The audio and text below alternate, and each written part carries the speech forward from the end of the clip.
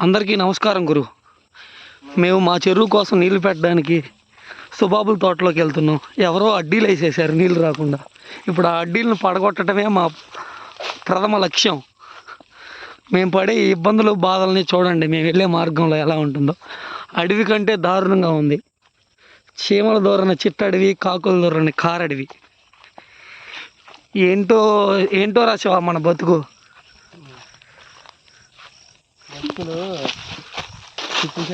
వచ్చేదాకా మనం ఏడ బతకాలి.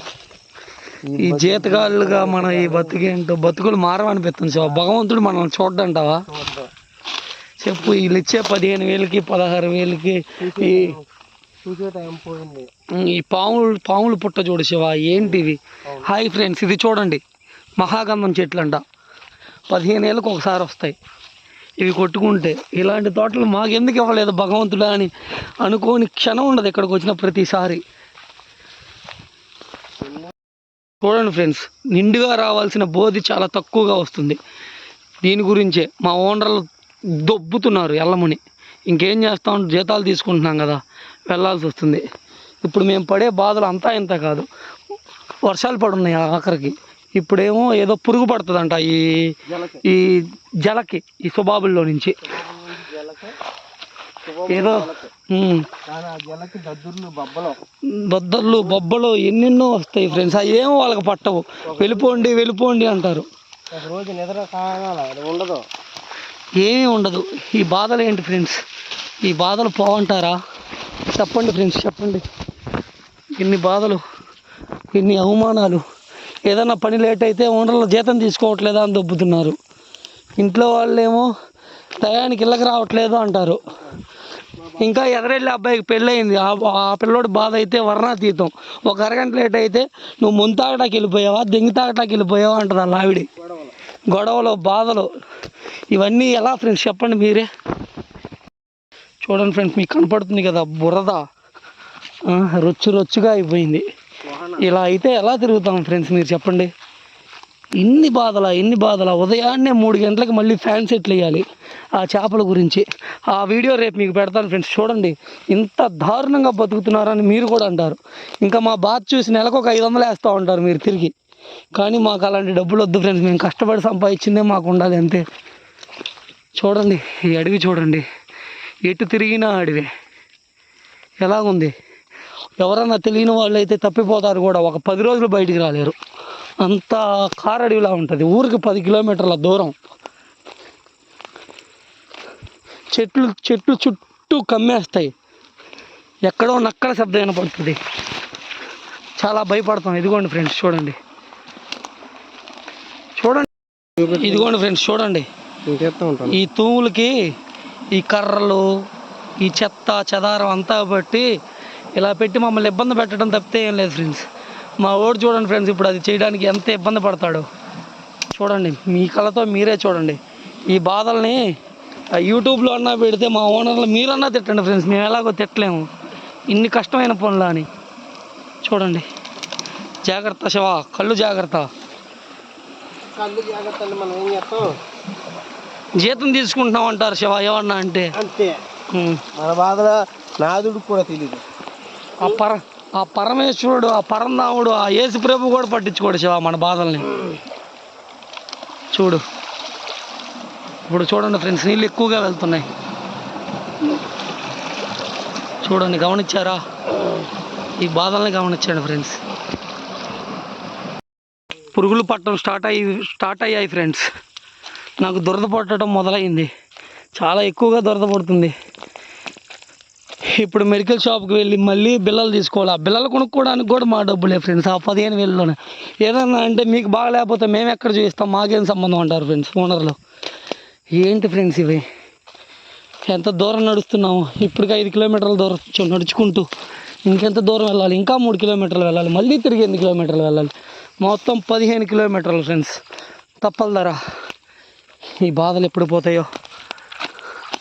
మీరు మమ్మల్ని సపోర్ట్ చేసి ఈ బాధలను పోగొట్టండి ఫ్రెండ్స్. ఈ తోటల్లో,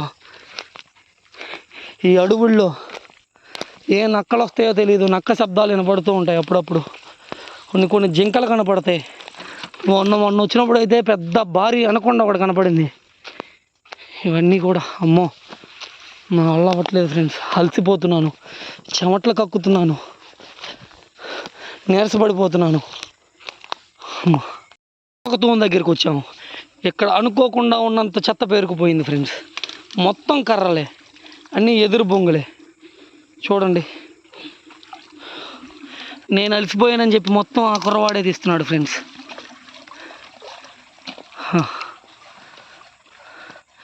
ఇంకా 1వ తారీఖు కూడా రాలేదు ఫ్రెండ్స్. ఏమన్నా డ్రింకులు తాగుదామన్నా డబ్బులు లేవు. చాలా ఇబ్బంది పడుతున్నాం ఫ్రెండ్స్. ఈ బతుకు అనే బండిని తోయలేక, ఏదన్నా వ్యాపారం చేద్దామంటే డబ్బులు లేక చాలా కష్టతరంగా ఉంటుంది. ఆ బాధను చెప్పుకోలేము, చెప్పుకుంటే చులకన అవుతాం. ఇంకా మీరే అర్థం చేసుకోండి. శివ మన బాధలు ఇప్పుడు దాకా తీసింది ఒక ఎత్తు, తీయాల్సింది ఒక ఎత్తు. ఇదే ఒక గంట పట్టేలా ఉంది కదా శివ ఇది మొత్తం తీయడానికి. ఇంకా అలసటగా ఉన్నా, నీరసంగా ఉన్నా ఇద్దరం కలిసి తీయాలేమో శివ. అమ్మో, ఇది చూస్తుంటే నా మనసు చెలించిపోతుంది. ఇప్పుడే భయం వేసేస్తుంది. ఇదంతా తీయాలా? రేపు పొద్దున్న దాకా పట్టేలా ఉంది నాకున్న నీరసానికి. సరే శివ, మొదలెడదామా? ఓకే ఫ్రెండ్స్, ఈ బాధ ఇప్పుడే ఇక్కడ తీసామా, మళ్ళీ అదే చెత్త వెళ్ళి ఎక్కడ ఇరుక్కుందో చూపిస్తాను రండి. చూడండి, కూలిచ్చి దాన్ని ఇచ్చుకున్నట్టుంది ఫ్రెండ్స్. అప్పటికి మా ఓడు చెప్పాడు, మొత్తం సరిగ్గా తీయాలరా, పట్టేసిద్ది, మళ్ళీ దిగాల్సి వచ్చిద్దిరా స్వామి అన్నాడు. నేనే వినిపించుకోలేదు ఫ్రెండ్స్, తప్పు నాదే, క్షమించు శివ. చూడండి మళ్ళీ ఎక్కడ పట్టిందో, మళ్ళీ ఎంత దారుణంగా పట్టిందో చూడండి ఫ్రెండ్స్. అక్కడ ఏంటి ఫ్రెండ్స్ ఈ బాధలు ఏంటి ఫ్రెండ్స్? అమ్మో.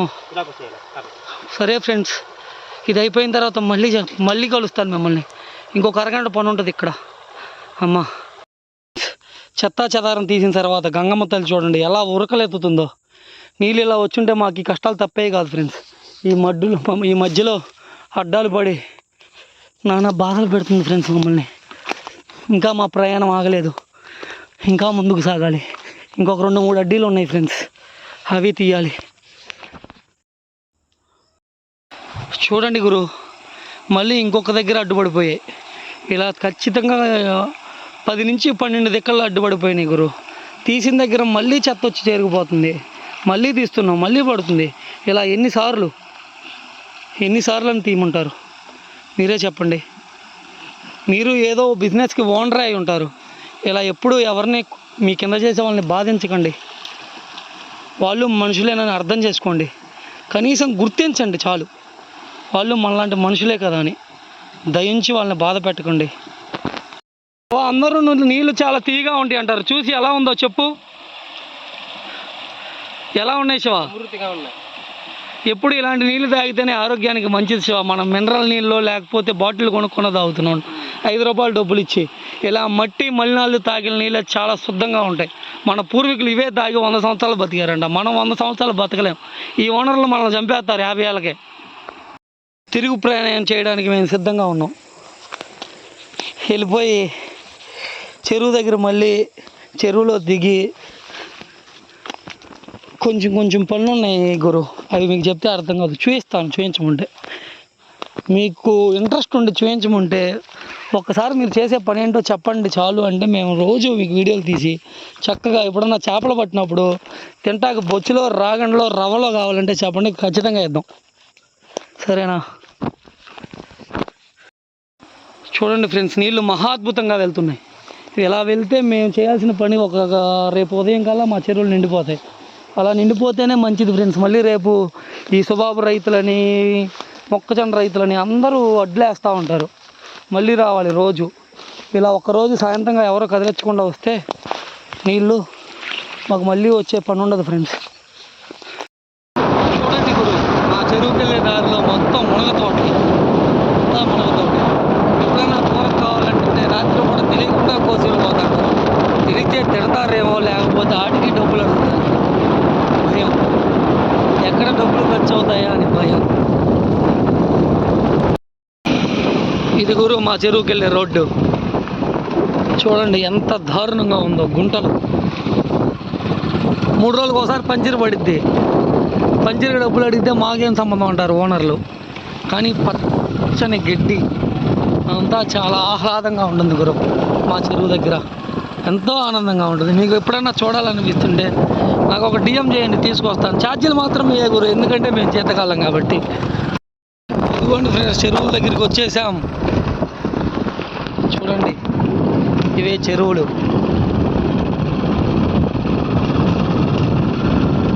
ఇవే చెరువులు ఫ్రెండ్స్. సరే ఫ్రెండ్స్, వీటి గురించి మీకు తర్వాత వివరిస్తాను. సమయం లేదు మిత్రమా, చాలా పని ఉంది. ఉంటా.